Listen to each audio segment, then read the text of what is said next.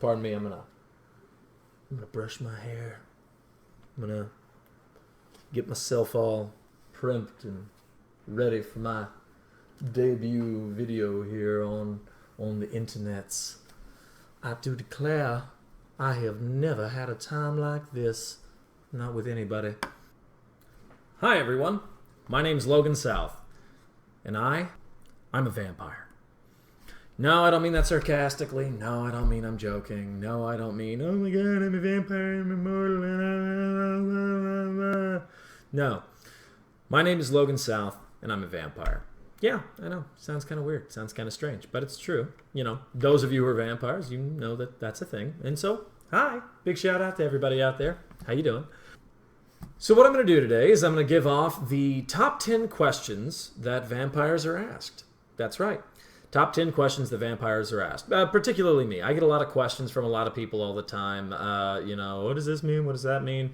For those of you who are unfamiliar, I was on an episode of MTV's True Life along with my girlfriend Daly, Miss Daly Catherine, and we had a fantastic experience. The people were fantastic. They worked with us very well, and let's be honest, a lot of why it was fantastic was because I made sure that the contract was good and read over it like a smart person should, and didn't get fucked. So there's that. So what I'm going to do right now is I'm going to read off the top 10 questions that vampires are asked. Question number 10. Are you immortal? No. Are you? No, I'm not immortal. I've never been immortal, nor have I ever claimed to be immortal. I think it'd be fun. Don't get me wrong. I think I'd have a lot of fun being immortal. Imagine the things that you could see and do if you were immortal. Imagine the ways that you could fuck with your friends, you know? Hell, honestly, if I was immortal, all I would do is just rub it in my friend's face once they turned 80. I'd be standing over their bedside and going, well, look at me with the young face and you with the old face. And, you remember that time that whatever. So, yeah, no, I'd be a dick about it. Yeah, absolutely, I'd be a dick about it. But no, not immortal at all. Vampires age just like everybody else. Sorry. Question number 9. Can you turn me into a vampire? Would I want to? No. The answer is no. No, I cannot turn you into a vampire. But even if I could, I probably wouldn't, because most people are dicks. So there's that. Question number 8. Do you burst into flames in the sunlight? No, I do not. I do not burst into flames in the sunlight. Do I like sunlight? No, I don't like sunlight. Sunlight and me we don't vibe. As a vampire, it makes me ill. It makes me feel unpleasant. I do not enjoy it. I get about 5 minutes to a migraine, about 15 minutes to crippling stomach pain, about 20 minutes to crippling body pain.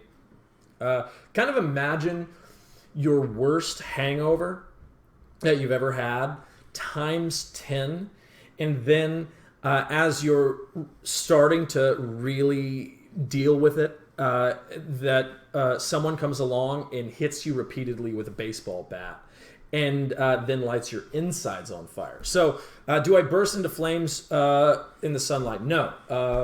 Internally, my insides, they burst into flames. That's, yeah, absolutely. I explode. I explode from the inside out, or I implode, whatever. Yeah, totally. No, not at all. I don't burst into flames in the sunlight. Question number 7. Are you evil? No, I'm not evil. I'm not evil. Have I done some evil shit? No, not. Maybe. I don't know. That's really, a matter of interpretation. I don't think I am. I think I've been a very good person for most of my life. I've enjoyed my life. I've had a lot of fun doing what I do and with the people that I do it with. I try to be a responsible adult and handle things the way that a responsible adult would and should. And I've got a nice house. I've got 2 dogs. I've got a gorgeous girlfriend. I've got another gorgeous girlfriend. So I'd really like to not jeopardize that by, being an evil schmuck. So, no, I generally try to be a nice person whenever possible. But, there are instances in which you might see a little evil creep out of me. Question number 6. Does garlic hurt you? No. Matter of fact, it does quite the opposite. I love garlic. I love garlic on anything. I think the only time, yeah, I think the only time that garlic has ever hurt me is maybe on a date. Yeah, that's like if I ate too much of it. If I had like a really big Italian dinner, before I went out on a date or something. It's not a pleasant smell conducive to a good time for a lovely young woman who's going to put your face on hers for the first time. It's hurt me a couple of times, I guess. Something around that. Yeah, maybe once or twice, but no, not on a general basis. Well, on a general basis, I love garlic. I I think garlic's fantastic. I honestly probably use too much of it on everything that I've ever cooked. Ever.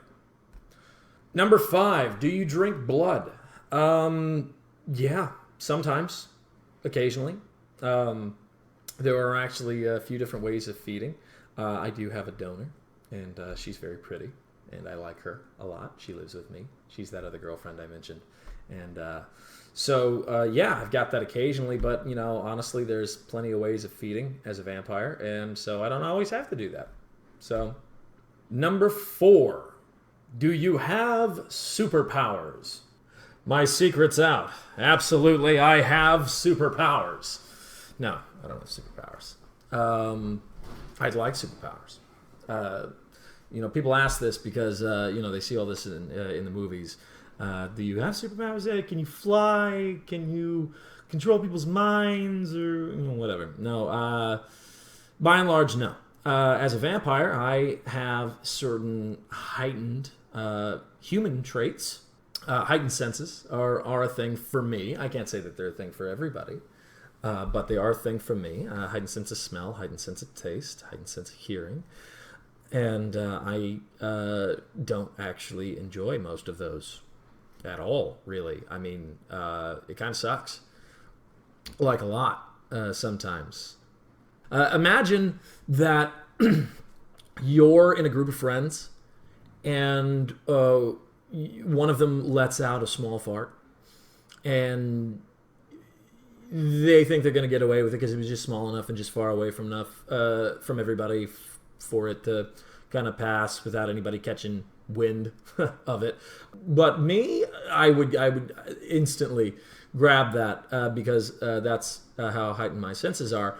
So imagine that all the time, everywhere that you are. I'm sure that more than a few of you have gone without a bath every once in a while. Even I have. I've been responsible for that occasionally. I don't always shower. I don't. Sometimes I want my hair to just, be doing its thing. For me personally, I walk by and I catch just about everything that's around me, and that's not a pleasant thing. It's something I've learned to deal with.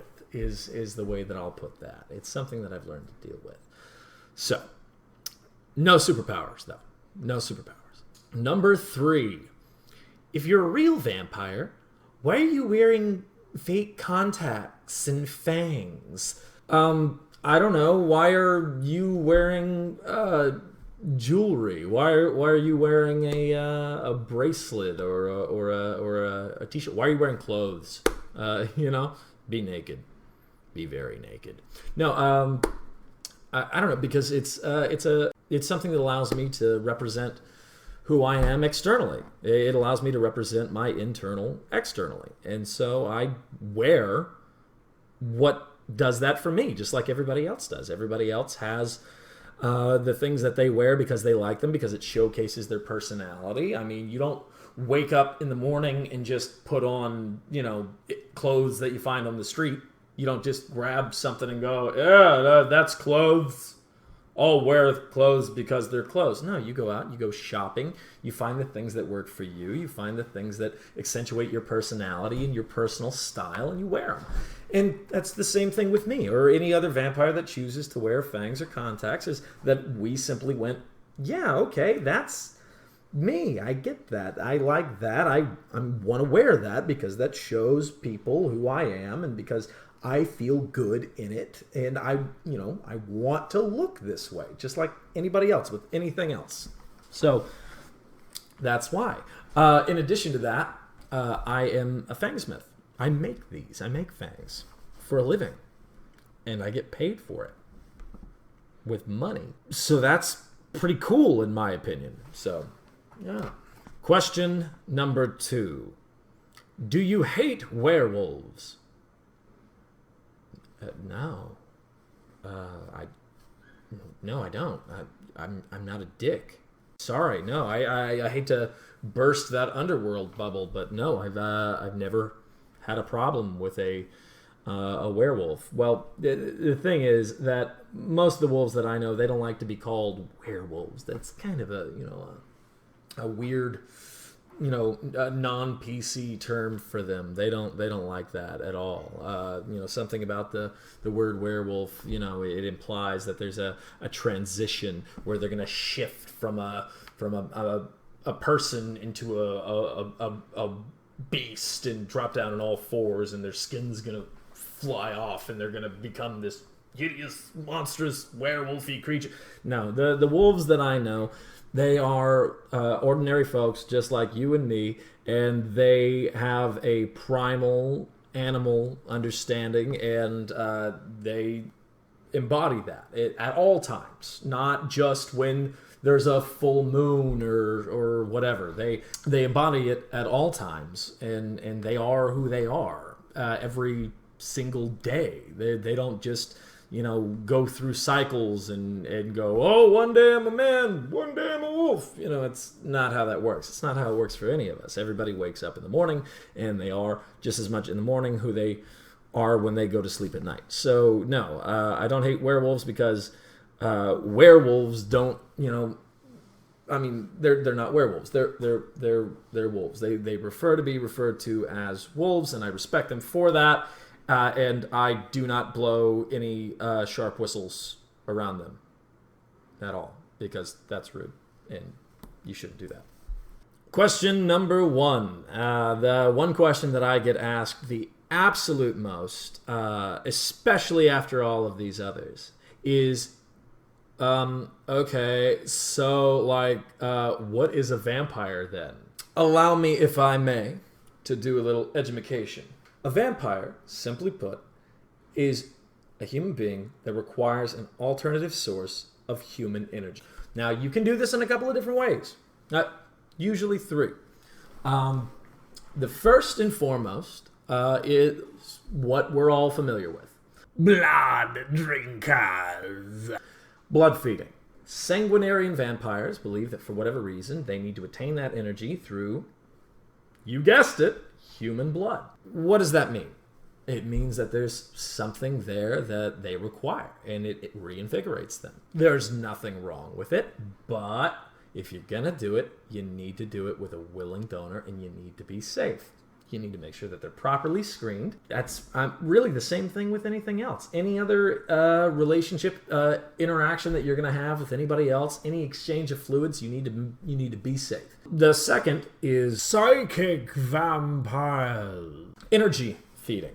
There are vampires that take the energy directly from a source and pull it. That can be ambient energy produced by a crowd. We all feel energized when we're in a concert hall, when we're seeing our favorite band, when there's a large group of people present. With a vampire who needs this extra energy, so they can pull that directly from that ambient energy without having to go to a direct source.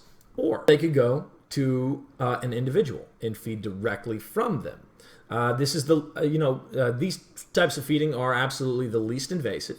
You can simply have a conversation with someone, say, hey, I'm a vampire and I want to, do some feedy stuff on you. You shouldn't do it like that, though. That's really fucking creepy, and nobody's going to like you if you do that. So seriously, don't do that.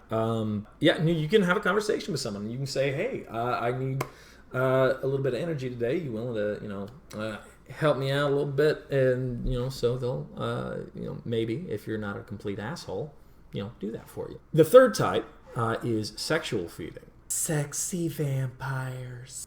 Now this is the one that always gets everybody's goat here. They hear sexual feeding.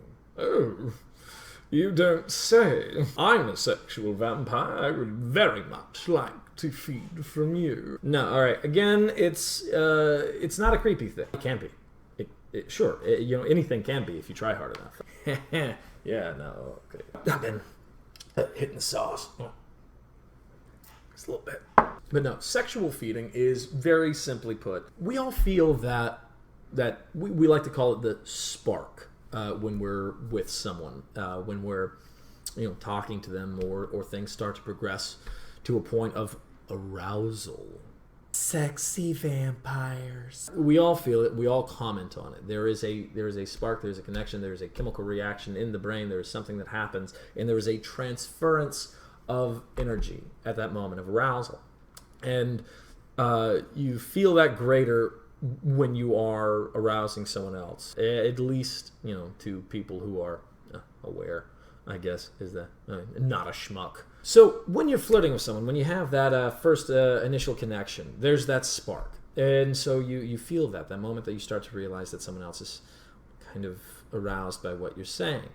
Vampires who feed sexually can feed sexually from that energy alone. It doesn't have to be a sex act. It doesn't have to be sex itself. Can it be? Yeah, absolutely it can. No, it's a fantastic way to do it, if I do say so myself. I gain a lot of personal enjoyment from it. I've been hitting the sauce. Yeah, of course you can. But the real question is, do you need to? Do you need to have sex in order to attain sexual energy as a sexual vampire? No, you don't have to have sex in order to attain that energy. Not at all. Those are all the different subtypes of vampires, and that is what a vampire is. Blood drinkers. Psychic vampires. Sexy vampires. So, there you have it. I always get a lot of really interesting questions from people. I get a lot of these questions all the time because of who I am and what I do. My name is Logan South. Again, for those of you who do not know me, Google me. I get asked these questions a lot, and I'm always really glad to field them, and I wanted to do this video to kind of clear the air for a bit here. Again, my name is Logan South. I am the king of the Vampire Court of Austin. We are currently one of the largest vampire organizations within the United States of America. We have a great time doing what we're doing down here. We really enjoy all of the support from every single one of you, all of our followers. If you like this video, please click subscribe and wait patiently for more videos, of which I'm sure there will be plenty. We've got plans to do a lot of really cool things here in the future. And if you enjoyed it, leave some comments below in the comments section, because that's what that's there for. And if you couldn't figure that out, then I don't know how you even made it this far. Thank you, guys. Enjoy. If you have any questions for me or about vampires or about anything, do I use L'Oreal? No, I don't. My shampoo is much more expensive than that because I steal my girlfriend's is what I do. So if you have any questions about anything, just let me know, and I will either answer those in my next video or completely ignore them. Okay. Bye-bye.